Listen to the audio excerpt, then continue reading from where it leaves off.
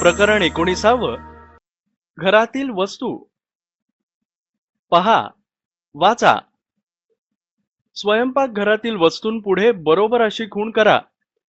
बैठकीच्या खोलीतील वस्तूंपुढे गोल अशी खूण करा आणि इतर ठिकाणी असलेल्या वस्तूंपुढे त्रिकोण अशी खूण करा. हा आहे डबा. डबा स्वयंपाकघरात असतो म्हणून इथे बरोबर अशी खूण करू. ही आहे कढई. कढई सुद्धा स्वयंपाकघरात असते त्यामुळे बरोबर अशी खूण करू. ही आहे सांडशी.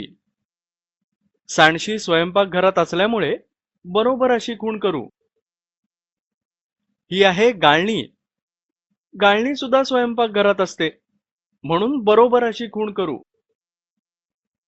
हा आहे चमचा. चमचा स्वयंपाकघरात असतो म्हणून पुन्हा एकदा बरोबर अशी खूण करू. हा आहे कप. कप कुठे असतो बरं? अगदी बरोबर, स्वयंपाकघरात, म्हणून बरोबर अशी खूण करू. ही आहे कप बशी. ती सुद्धा स्वयंपाकघरात असते ना, म्हणून पुन्हा एकदा बरोबर अशी खूण करू.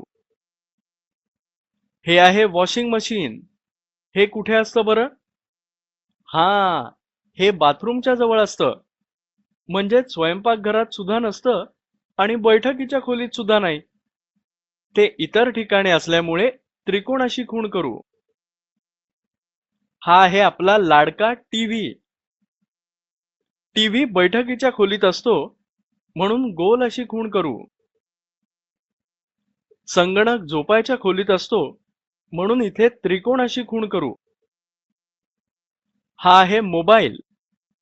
मोबाईल तसा घरात कुठेही असतो पण मुख्यतः बैठकीच्या खोलीत असतो म्हणून याला त्रिकोण अशी खूण करू.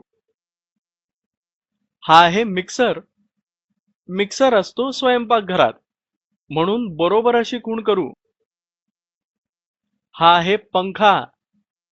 पंखा प्रत्येक खोलीतच असतो ना, त्यामुळे बरोबर अशी खूण करू, गोल अशी खूण करू आणि त्रिकोणाची खूण सुद्धा करू. हा आहे फ्रिज. फ्रिज असतो स्वयंपाकघरात म्हणून बरोबरची खूण करू. हे आहे सौर बंब. पाणी तापवण्यासाठी सौर ऊर्जेचा म्हणजेच सोलार एनर्जीचा वापर आपण याच्या मदतीने करतो. हे गच्चीवर असतं त्यामुळे त्रिकोण अशी खूण करू. ही आहे खुर्ची. खुर्ची असते बैठकीच्या खोलीत म्हणून गोल अशी खूण करू. हे आहे उलथणे.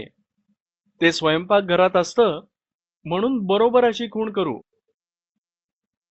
ही आहे विळी. विळी असते स्वयंपाकघरात म्हणून बरोबर अशी खूण करू.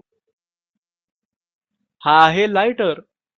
लायटर सुद्धा स्वयंपाकघरात असतो ना, मग करूया की बरोबरची खूण. आणि हा आहे तवा.